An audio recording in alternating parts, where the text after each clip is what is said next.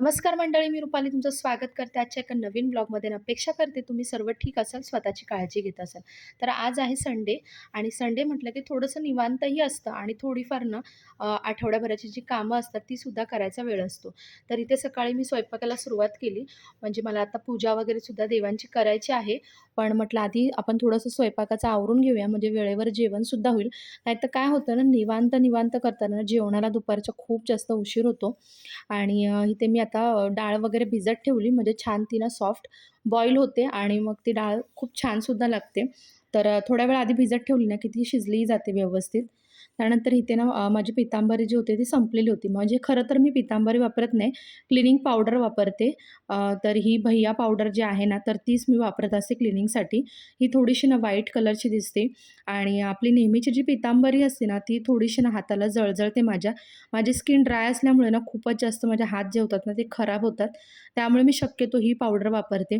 आणि बघा, काम करत असताना ना रोजची इथे लुडबुड मध्ये-मध्ये असतेच. त्याला काही ना काही पाहिजे असतं. तर तो माझा आता फोन नंबर घेऊन गेला. तो म्हणतो, "मला नंबर लिहून दे मम्मी तुझा." तर मग त्याला नंबर लिहून दिला. आणि बघा, ही सगळ्या प्रकारची भांडी क्लीन करण्यासाठी तुम्ही ना वापरू शकता. भैय्या पावडर असं म्हणतात त्याला आणि ₹30 ला काहीतरी मिळते ही. लोकल जे शॉप असतात ना, तिथे तुम्हाला मिळून जाईल. नक्की ट्राय करा. भांडी अगदी स्वच्छ निघतात. म्हणजे पितळेची, तांब्याची, त्यानंतर चांदीची, सगळ्या जी भांडी आहेत ना, ती अगदी व्यवस्थित क्लीन अशी निघून जातात. तर इथे मी सकाळी बाजारातसुद्धा गेली होती. म्हणजे थोड्याफार भाज्या आणायच्या होत्या.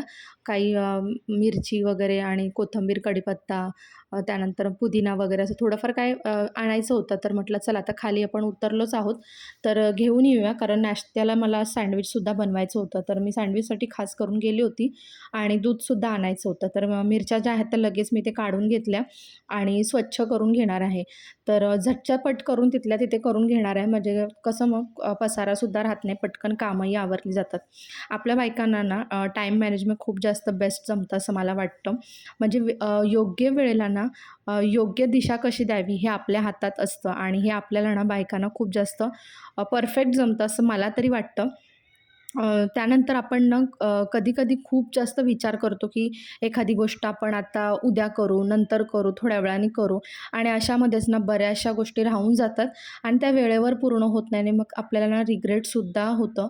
त्यामुळे ना वेळच्या वेळी गोष्टी केल्या ना तर पटकन असं सगळं आवरूनसुद्धा जातं आणि आपल्याला अजिबात स्ट्रेससुद्धा येत नाही.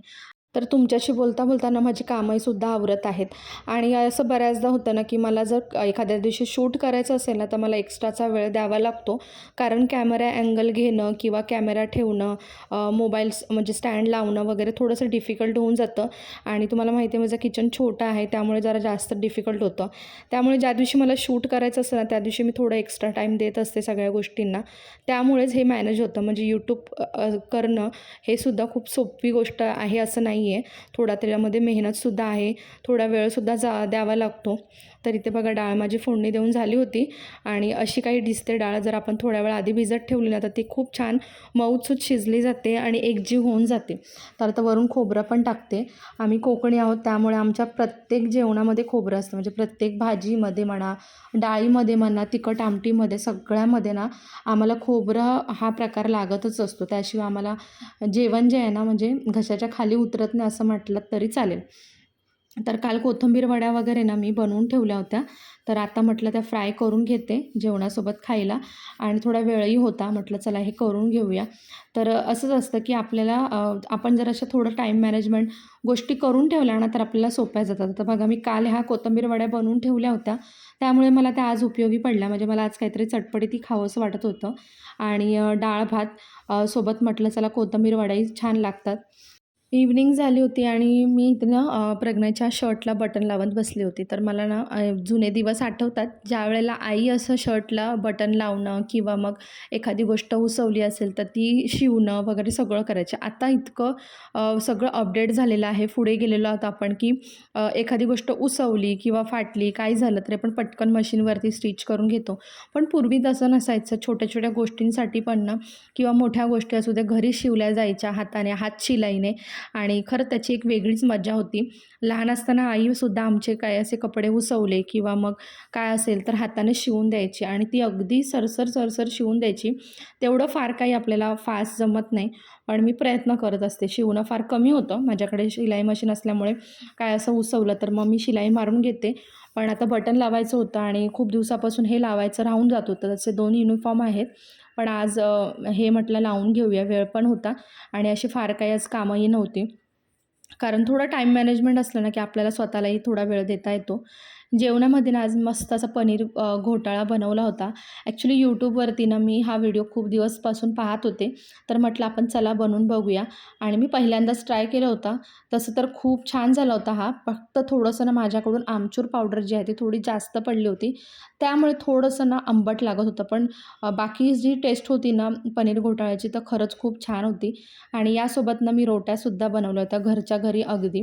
तर असं होतं ना, की आपण छोट्या-छोट्या गोष्टी नेहमी ट्राय करत राहिल्या ना, नवीन-नवीन शिकत राहिल्या गोष्टी, भले त्याच्यामध्ये तुम्हाला सक्सेस मिळो किंवा न मिळो, तरीसुद्धा एक वेगळा आनंद असतो आपल्याला शिकण्याचा आणि त्यातून आपल्याला अनुभवसुद्धा मिळत असतात. म्हणजे आपण म्हणतो ना, की शिकणं आपल्याला कधीही मागे ठेवत नाही, ते नेहमी आपल्याला पुढेच ठेवते. त्यामुळे ह्या गोष्टी शिकत राहिल्या पाहिजेत. आज आहे सोमवार, मुलं स्कूलला गेली होती, म्हणजे प्रज्ञाची आज ट्रिप होती, तो ट्रिपला गेला होता. लोलोलासुद्धा स्कूलला सोडून आली होती मी आणि इथे म्हटलं चला आता कपडे वगैरे जे आहेत ते वाळत घालून घेऊया. कारण राहूनच गेलं होतं हे सगळं वाळत घालणं. आणि त्याच्यानंतर म्हटलं बाकीची थोडीफार घरातली जी कामं आहेत, तीसुद्धा ना आपण करून घेऊया. तर अशी छोटी-छोटी कामं असतात ना घरातली, जी दिसण्यात येत नाहीत खरंच, पण ती करणं खूप महत्त्वाचं असतं. तर बघा हे गुरुवारी मी फुलं ह्याच्यामध्ये लावली होती फ्लॉवर पॉटमध्ये, पण नंतरनं ही माझ्याकडनं काढून घ्यायची राहूनच गेली. आता ती जवळ सुकली होती, तर म्हटलं आता ती व्यवस्थित काढून घेते आणि फ्लॉवर पॉट जो आहे तो क्लीन करून पुन्हा जागेवर ठेवते. संध्याकाळ झाली होती आणि मस्त चहा पिण्याचं मन झालं, त्याच्यामुळे मस्त असं चहा बनवला आणि असा उकळता चहाचा जो सुगंध असतो ना, मला फार, फार जास्त आवडतो. तर आज मला एक महत्त्वाचं काम करायचं होतं, ते म्हणजे थालीपीठाचं पीठ जे आहे ते रेडी करून ठेवायचं होतं. तर मी काय करते ना, मी थालीपीठाचं पीठ जे असते ना, तर घरच्या घरीच रेडी करते. म्हणजे मी असं खूप जास्त दळायला देत नाही. जसं की आपण बरेच धान्य जे एकत्रित करून दळायला वगैरे देतो, पण मी तसं करत नाही. कारण इतकं काय थालीपीठ बनवलंसुद्धा जात नाही. कधीतरी होतं. त्यामुळे माझ्याकडे आता सगळी घरात पिठं अवेलेबल होती. म्हणजे गव्हाचं, नाचणीचं, तांदळाचं, त्याच्यानंतर ज्वारी, बाजरी सगळ्याची पिठं माझ्याकडे अवेलेबल होती. बेसनसुद्धा होतं. तर म्हटलं सगळं मिक्स करून छान असं ना थालीपीठाचं पीठ रेडी करून ठेवूया. म्हणजे काय होईल जेव्हा बनवायचं असेल ना, तेव्हा पटकन यातले पीठ काढलं आणि मळायला घेतलं असं होईल. नाहीतर मग काय होतं सगळे डबे काढून बसावं लागतं.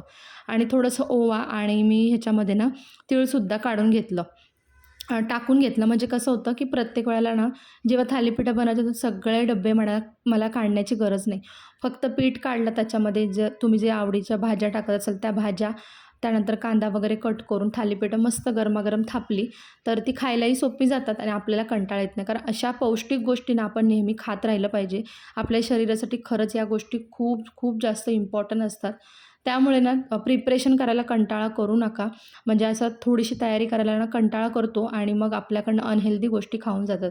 असं तुमच्याशी बोलता-बोलता माझी खूप सारी आज कामं झाली होती आणि मला एक खूप बोलतात ना end of the day result जो होता ना माझा खूप पॉझिटिव्ह होता. मला एक समाधान होतं, की खूप सारी कामं जी मी ठरवली होती ती झाली होती.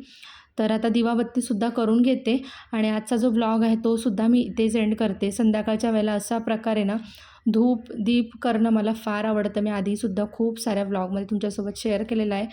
चला आजचा व्लॉग जो आहे तो इथेच एंड करते. अपेक्षा करते तुम्हाला आजचा व्लॉग आवडला असेल. पुन्हा भेटू एक छानशा व्हिडिओसहित.